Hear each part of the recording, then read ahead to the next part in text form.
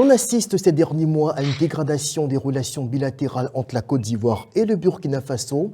Régulièrement, le gouvernement ivoirien est accusé par le chef de la junte à Ouagadougou de complot pour déstabiliser son régime, voire alimenter l'activisme djihadiste dans le Sahel. Les accusations ressassées par le capitaine Traoré sont-ils un exutoire pour faire diversion face aux difficultés qu'il a à contenir l'hydre terroriste? Alafé Ouakili, patron du groupe L'Intelligence d'Abidjan, et Jean-Richard Nguessan, analyste politique, nous font le plaisir de nous apporter leur expertise sur le sujet. Merci à vous d'être là. Bonjour Raymond. Bonjour. Nous aurons également la contribution d'un ressortissant burkinabé en Côte d'Ivoire qui dira sa part de vérité sur la situation en cours dans son pays. Et Jean Bonin Kouadio, président de FIER, nous enverra aussi une vidéo pour son intervention. Alors, il va donc intervenir sous le couvert de l'anonymat. Bonjour, on va vous appeler Monsieur X pour éviter des représailles. Bonjour à vous. Bonjour. D'accord, alors très bien. Alors, vous êtes en Côte d'Ivoire, vous êtes donc burkinabé, vous êtes dans notre pays depuis de très longues années et vous êtes par ailleurs un membre influent de la diaspora burkinabé en Côte d'Ivoire. Alors, vous suivez avec nous, bien sûr, tout ce qui se passe dans votre pays, surtout les accusations portées par le chef de la junte, donc par le capitaine Traoré, à l'encontre des autorités ivoiriennes qui l'accusent de vouloir déstabiliser son pays. Alors, qu'est-ce que vous en pensez? Quel est votre regard là-dessus en tant que citoyen burkinabé vivant en Côte d'Ivoire? Vraiment, merci beaucoup pour l'occasion de pouvoir échanger avec vous. Voilà, bon, c'est le président qui a prononcé, souhaitait que je ne fasse pas commentaire directement sur ses propos, mais je dirais d'abord que le Burkina Faso et la Côte d'Ivoire, c'est les deux pays, on peut dire, le petit frère et le grand frère. Et tout ce qui se passe au Burkina Faso aujourd'hui impacte directement la Côte d'Ivoire. Je ne vois pas, à mon humble avis, je ne vois pas quel intérêt que la Côte d'Ivoire va déstabiliser un pays, que toutes les conséquences vont résaillir sur la Côte d'Ivoire.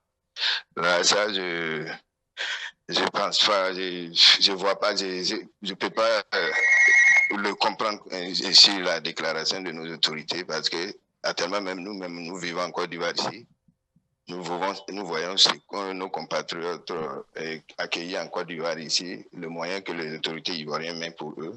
Ils ne vont pas quand même aller déstabiliser pour compléter ces situations-là encore. Et quel est le sentiment général qui prévaut dans votre communauté par rapport à tout ce qui se passe? Oui, la diaspora, vous savez qu'actuellement, c'est un peu difficile quand ils parlent. Quelque chose, on est des parents qui sont au pays. Tout le monde a un peu la peur au ventre, les gens refusent de commenter. Mais entre nous, c'est préoccupant pour nous parce qu'on voit que, on se pose même la question souvent, est-ce que les gens pensent à nous? Une diaspora qui avoisine à peu près 3 millions 5 et 4 millions. Si on prend des décisions et on ne pense pas à eux, vous voyez que c'est un peu difficile. Nous pensons que nos autorités ne pensent pas à nous. Parce qu'il y a ces gens de décisions qui prennent. Je peux dire d'abord merci aux autorités ivoiriennes, au président Ouattara avec son gouvernement. Si c'était d'autres pays, alors les conséquences sont incalculables sur la diaspora. Très bien. Alors, je vous reprends tout à l'heure, le temps que nous interrogeons également nos invités sur le plateau. On revient vers vous. Déjà, suivez-nous, parce qu'on va parler justement de la situation sécuritaire qui s'est véritablement dégradée ces derniers jours dans votre pays, le Burkina. Alors, Alafé Ouakili, on vient donc d'entendre ce ressortissant burkinabé qui témoigne sous le couvert de l'anonymat, justement par crainte des représailles. On sait qu'aujourd'hui au Burkina Faso, c'est l'omerta qui est institué. Toute personne qui a un avis contraire à la démarche du régime est systématiquement soit incarcérée, soit envoyée au front, pour ne pas dire dans certains cas, peut-être assassinée. Alors, quel est votre sentiment justement sur les attaques qui se multiplient de la part du junta burkinabé, le capitaine Traoré, contre la Côte d'Ivoire, qui l'accuse ouvertement de vouloir déstabiliser son régime? C'est dommage, mon sentiment, c'est de dire que c'est dommage. D'abord, nous avons eu une pensée pour toutes ces victimes des attaques terroristes. une pensée pour elles, pour leur famille, leur exprimer notre soutien, notre solidarité. On va rappeler brièvement Barça Logo tout récemment avait près de 400 morts. Ouais. Le lendemain, dans une localité, j'oublie un peu le nom, au centre-est, je pense qu'il y a eu... Non, mais avant Yaoundé, il y a eu des chrétiens qui ont été tués, 26 chrétiens qui ont été tués justement à Kounda. Juste après Yaoundé, il y a eu aussi, juste à côté, je crois, vers Boussanga, une dizaine de morts à peine, il y a à peine 48 heures, justement, juste pour faire ce bref rappel-là. Voilà, et en 2 ans, on est à 11 000. C'est dommage.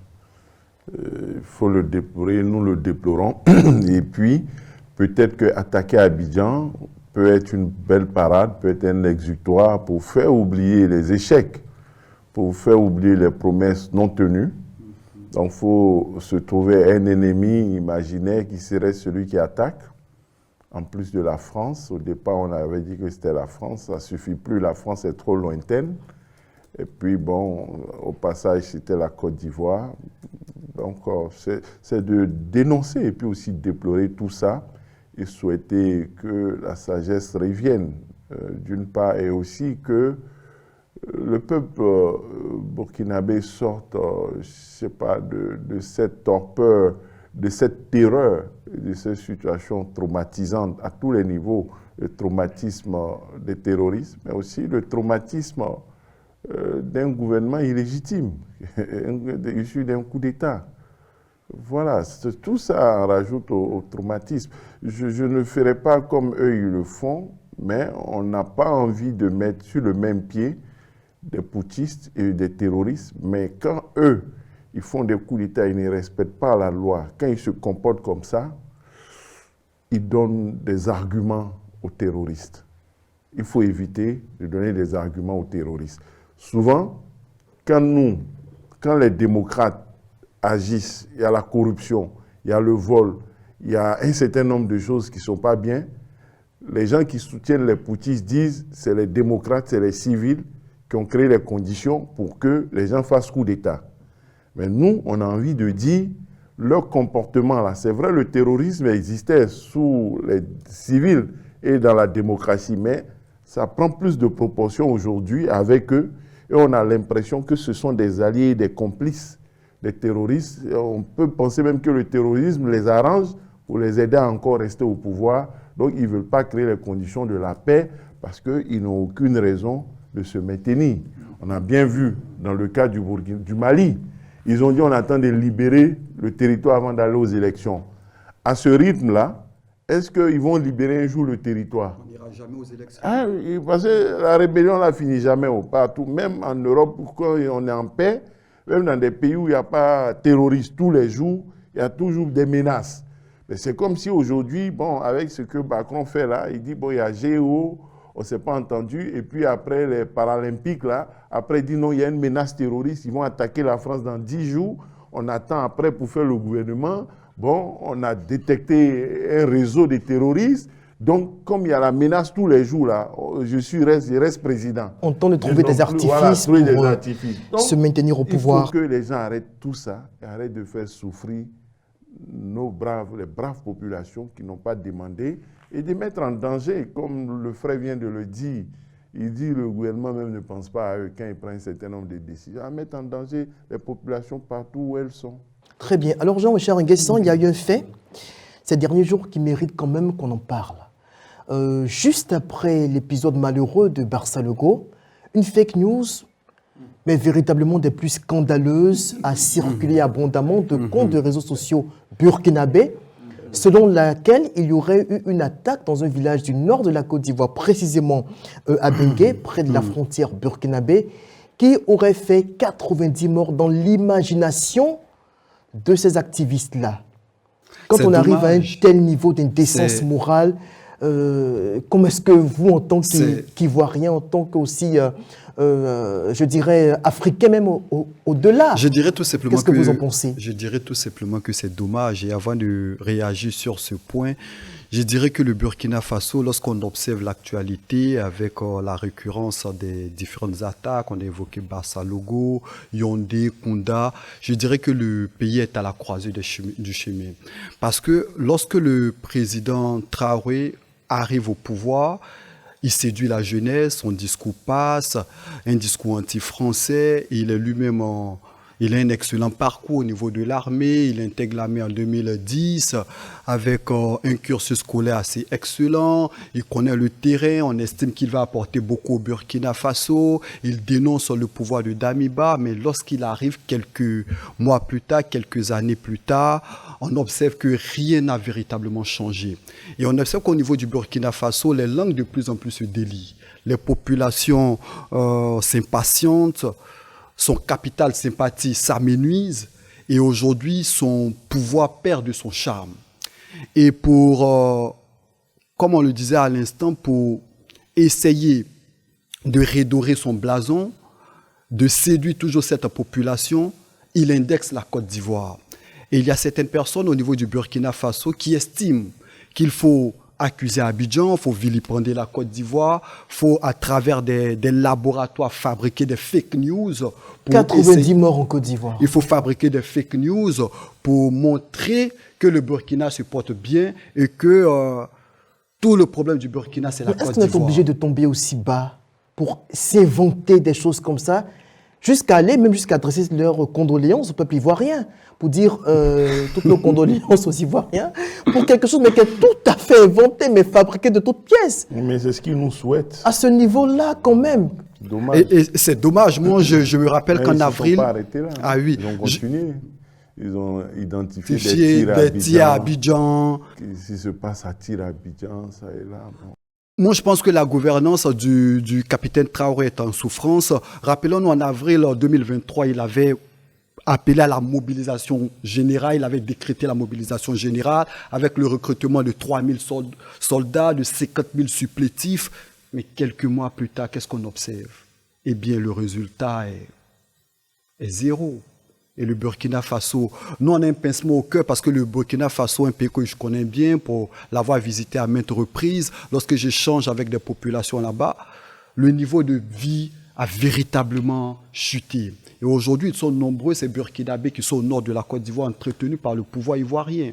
Et le président Traoré gagnerait à saluer Abidjan au lieu de chaque fois essayer de trouver un bouc émissaire. Et ça, c'est dommage. On va marquer une pause pour écouter Jean Bounin Kouadio et on revient.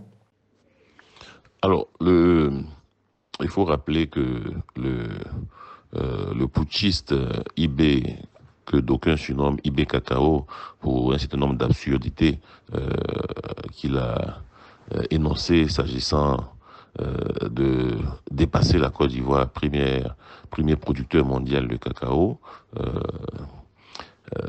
et qui lui a valu donc ce surnom de Ibé Cacao, est également dans la même dynamique que ses compères de l'AES, qui, pour ne pas organiser des élections transparentes, crédibles, ouvertes, sont toujours dans la litanie de la victimisation. Et quand on adopte une telle posture, il faut donc chercher les auteurs les boucs émissaires. Et le bouc émissaire tout trouvé, c'est la Côte d'Ivoire, c'est la France et autres. Et pendant ce temps, les terroristes, les djihadistes progressent tous les jours un peu plus, endeuillent ce pays frère, sans que leur chef d'État, qui a déserté le front et qui est venu maintenant s'installer à Ouagadougou, là où il prétendait en 6 mois traiter la question du djihadisme. Ça fait bientôt 4 ans qu'il patauge dans la gadoue. Et donc, on se rend bien compte que ces histoires de la France, de la Côte d'Ivoire qui veulent déstabiliser tout ça, ne sont que des prétextes pour se maintenir au pouvoir sans élection. D'ailleurs, il a décidé de se faire appeler président, plutôt que chef de la transition, alors qu'il n'a jamais été élu. C'est bien ça montre bien le type d'homme et de régime dont il s'agit. On va donc, avant de poursuivre nos échanges sur ce plateau, donner donc la parole à notre ami burkinabé, donc, qui a accepté de nous livrer son témoignage dans le cadre de cette émission. comment est-ce que vous avez vécu la nouvelle de Barça Logo?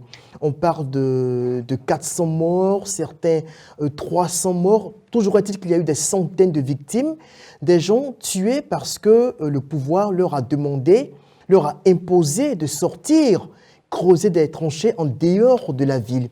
Au niveau de la communauté ici, comment est-ce que vous avez vécu cette nouvelle-là? Oui, on a vécu ça vraiment. Permettez que je présente mes condoléances à toutes ces familles, et y compris nous-mêmes. Chacun, vous savez qu'il y a un groupe que je dis, il y a beaucoup de membres qui viennent de cette région. Et vraiment, c'est déplorable. On ne peut pas comprendre dans notre pays aujourd'hui que ces genre de trucs arrivent. Mais dans quelques semaines avant, il y a eu beaucoup d'attaques sur le Bir 5 qui a été décimé complètement, même qui avait les armes lourdes, qui a été qui a été décimé. Maintenant, en disant les vaillants en population, tout le monde savait que la zone, c'est une zone rouge. L'armée même savait que la zone, c'est une zone rouge.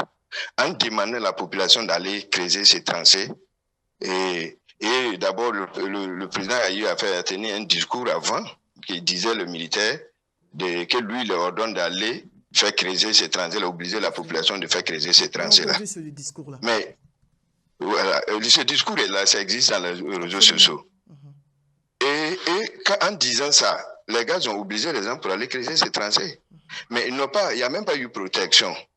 On ne peut pas s'étonner qu'il y a eu beaucoup de morts. Ils ont voulu dire que non, qu'il n'y a pas eu ceci, mais on a des parents qui sont dans la région. Hein, c'est pas, même s'il n'y a pas affaire de réseaux sociaux, on a des parents.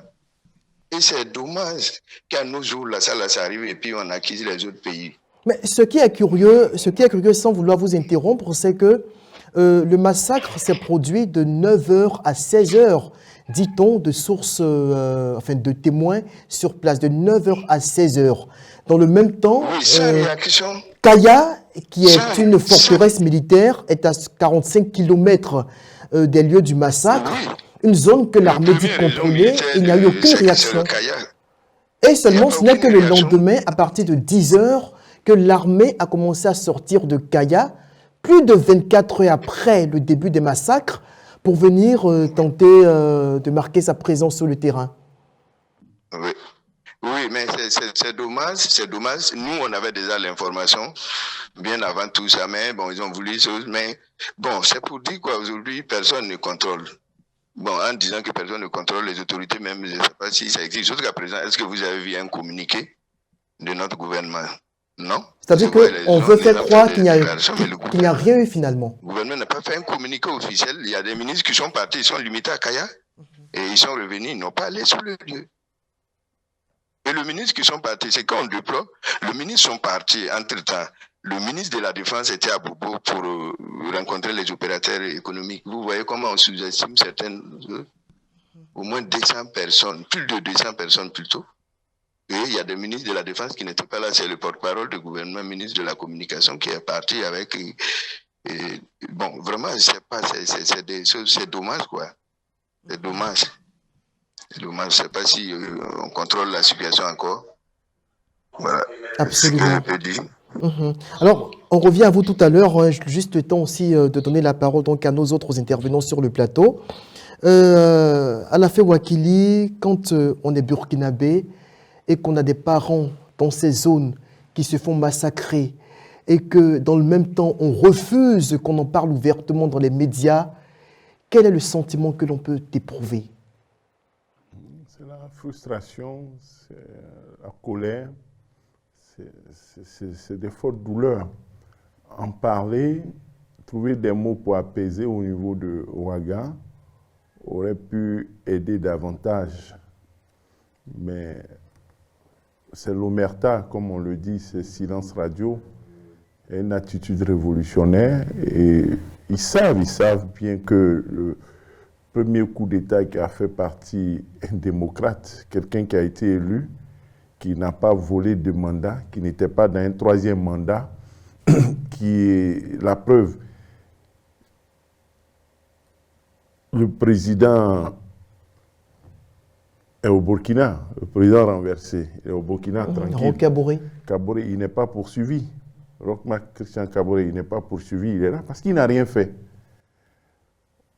les terroristes, ils l'ont attaqué. On dit qu'il n'a pas vite réagi. Il n'a pas pillé l'argent du Burkina. Il n'y a pas de poursuite. Il vit tranquille dans sa maison. Il n'a rien fait. Ce qu'il a fait là, on dit qu'il n'a pas pu lutter contre les terroristes. On l'a renversé pour ça, Damiba. Après, lui aussi, il échouait. On dit qu'il n'était pas clair. Après seulement 9 mois de présence. Après 9 mois, on dit qu'il n'est pas clair. Traoré est venu le renverser. Vous ne voyez pas que... Je n'ai pas envie de dire que Dieu est en train de punir ces militaires voyous là. Non, non. Excusez-moi le mot est fort. Excusez-moi, dites-le franchement, puisque c'est... J'ai envie de dire Dieu est en train de les punir. Mais Kaboré, il est tranquille au Burkina. Ils doivent aller se confesser, lui demander pardon et lui rendre son pouvoir. Mais c'est grave ce qu'ils ont fait. C'est-à-dire, quand ils veulent justifier les coups d'État, ils disent quoi? Il y a corruption, il y a pillage, il y a violation de la Constitution. On a volé l'élection, on a fait ceci, troisième mandat. Tout ça là, il n'y avait pas au Burkina. Insécurité, non, la primaire, depuis 2 ans et demi, 3 ans, vous êtes là, vous n'avez pas réglé le problème. Il faut se confesser, demander pardon au peuple burkinabé, aller demander pardon au gars et puis lui remettre son pouvoir. Parce que c'est eux qui ont échoué. Kaboré n'est pas un militaire. Lui, il y a 3-4 ans, il était au quel front? Bon, il va dire, on ne l'a pas pris lui pour aller défendre. Il n'y avait pas une bonne stratégie. Il voulait que Kaboré aille dire aux civils d'aller faire des tranchées et puis se faire massacrer. Kaboré, au moins, il n'a pas fait ça. C'est eux, les militaires, au lieu d'aller combattre, ils sont venus lui faire coup d'État. Mais c'est des traites à la nation. Il ne faut pas s'amuser avec ces gens-là. Mais c'est grave ce qui se passe au Burkina. C'est grave ce qui se passe avec nos poutistes en Afrique. C'est grave. Et il y a un qui est encore arrêté au Niger. Qu'est-ce qu'il a fait? Qu'est-ce qu'ils ont fait? Il faut qu'on m'explique. Mais une augmentation, justement, des attaques terroristes depuis le chute de Bazoum. De façon vertigineuse. C'est grave ce qui se passe dans notre sous-région. Ils n'ont rien réglé. Au Mali non plus, ils font des combats. Mais ils ont tout aggravé au contraire.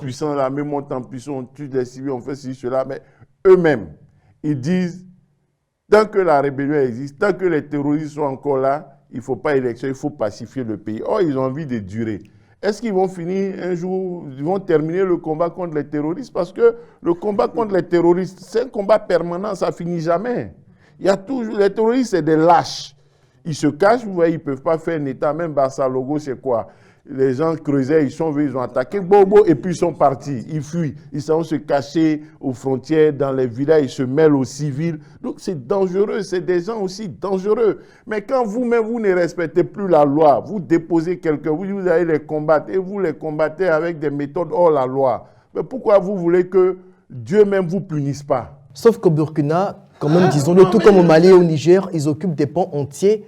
Alors, Jean-Richard Nguessan, j'ai envie de vous demander en une minute, comment est-ce que vous pouvez comprendre que pour un massacre qui a lieu à quelques kilomètres ou à quelques dizaines de kilomètres d'une forteresse militaire, celle de Kaya, on mette autant de temps pour réagir? Est-ce que finalement l'armée constate qu'elle n'est plus en mesure d'assumer son devoir de protection envers les populations civiles? En une minute. Moi, je dirais tout simplement que c'est l'échec de la méthode Traoré. Depuis son avènement le 30 septembre 2022, les promesses n'ont pas été tenues. Aujourd'hui, les populations suffoquent. Aujourd'hui, les taxes ont augmenté au Burkina Faso pour l'effort de guerre.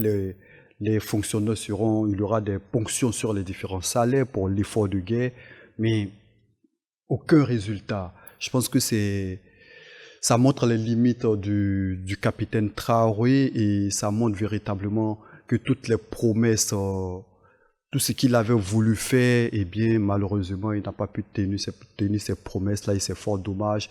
Et c'est le peuple burkinabé qui souffre. Lorsqu'on écoute notre ami du Burkina Faso, on sent de la frustration, on sent le désespoir. Et pourtant, son avènement au pouvoir avait donné de l'espoir, mais quelques mois après, on ne voit rien. Ça, c'est dommage. Certainement. Alafé Ouakili, votre mot de fin en une minute avant de conclure avec notre témoin burkinabé.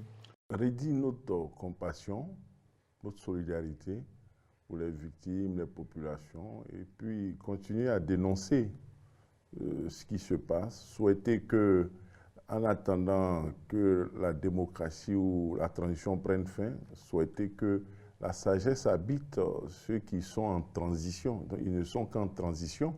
Même s'ils font 50 ans, c'est une transition. Nous-mêmes, notre vie, notre existence sur Terre est une transition. Donc, durant leur transition, en attendant que la démocratie revienne, un régime démocratique et civil soit élu, souhaiter que la sagesse les habite à nouveau pour continuer à entretenir des relations courtoises et respectueuses avec la Côte d'Ivoire au profit des populations et dire notre solidarité aux frères, à l'intervenant pour que leur vie continue d'être tranquille, apaisée en Côte d'Ivoire et que le gouvernement entende leurs appels et leurs préoccupations. Le gouvernement de Ouaga, je veux le dire, les autorités de fait, les autorités de facto, voilà, on les respecte, mais vraiment, il faut qu'elles prennent davantage en compte les préoccupations des populations. Très bien. On va donc rejoindre notre témoin burkinabé. Est-ce qu'il nous suit? Allô? Allô? Ok, très bien. Votre mot de fin en une minute, pourquoi pas, pour dire justement ce que vous ressentez, ou bien peut-être un message à vos compatriotes en Côte d'Ivoire et également à ceux qui sont au pays. Ok, merci d'abord, mais permettez d'abord que je renouvelle mes remerciements aux autorités ivoiriennes. Vous voyez, aujourd'hui, nous sommes en Côte d'Ivoire ici et chacun contribue pour le Burkina, même tous ceux qui ont du effort de paix, nous on le faisons. Depuis 2019, nous on a été la première on a fait des collectes des dons pour aller donner aux déplacés internes. Et on avait même eu à dire à ce moment-là que les autorités n'ont qu'à faire attention de ne pas. Les théories cherchent à créer les amalgames entre les communautés. Et on a lancé cette alerte-là à ce moment-là. C'était le président Roch qui était là. Bon, dommage, les gens n'ont pas écouté. Et aujourd'hui, les gens ne veulent pas dire la vérité. Cette guerre-là, ce n'est pas la guerre théorie seulement. Moi, je le dis, il y a les communautés entre les uns et les autres qui sont ficelées entre. Il y a eu des théories entre les communautés et ça a transformé, c'est devenu pire en pire aujourd'hui. Là, je lance un appel à mes... Oui, les gens ne veulent pas le dire, mais quand nous on voit les vidéos, on écoute les langues qui parlent, on sait déjà ce que se passe. Mais nous, c'est pour ça, nous on dit d'ailleurs, il faut qu'il y ait dialogue entre un pays, vous ne pouvez pas comprendre, chaque jour on dit il y a tentative de coup d'État. Et on arrête les chefs militaires, on met en prison. Et ces chefs militaires-là, chacun a des gens derrière lui, hein. Il n'y a pas un chef qui n'a pas au moins quelques éléments derrière lui. Quand on l'arrête là, les autres sont où? Est-ce qu'ils sont contents? Ils se cachent. Et même s'ils ils sont pas mobilisés, ceux qui sont là pour faire la guerre, ils ne sont pas mobilisés pour faire la guerre. Là, c'est tout ça. Ce qu'on peut dire à nos compatriotes, de revenir à la raison. D'arrêter d'accuser les gens. Quand je vois que vous avez parlé de le mensonge qui disait que la Côte d'Ivoire est attaquée. Si la Côte d'Ivoire est attaquée, ça doit plaire les Burkinabés. Je pense que ce n'est pas des êtres humains. Un être humain ne peut pas penser ça. Un pays, la zone même qui héberge nos compatriotes qui ont fui la crise pour venir. Et on peut aller assimiler, faire un mensonge pour dire que la zone a été attaquée, puis il y a eu des choses. Ce n'est pas des humains. S'ils aiment leur pays, le Burkina Faso, ils ne doivent pas souhaiter qu'il y ait la guerre en Côte d'Ivoire. S'il y a la guerre en Côte d'Ivoire ici, qu'est-ce que ça va nous rester au Burkina là-bas? Est-ce qu'ils pensent ces personnes-là? Là, vraiment, c'est dommage. Je demande à nos compatriotes qui sont ici on a de l'espoir. La Côte d'Ivoire, on peut dire les pays voisins nous donnent de l'espoir. La Côte d'Ivoire, le Ghana, le Togo, le Bénin, ils ne tombent pas dans le même schéma que ce que nous disons sur nous. C'est ça qui nous donne de l'espoir. Très bien. Je sais que cette situation ne va pas rester comme ça. Merci à vous et toutes nos condoléances au peuple burkinabé, à tous les burkinabés qui sont en Côte d'Ivoire. Beaucoup de courage à vous en espérant que le soleil se lève enfin sur le Burkina Faso. Devoir de vérité, c'est terminé pour ce numéro. Merci de nous avoir suivis. Et une fois de plus, toutes nos condoléances au peuple burkinabé. Au revoir. Merci.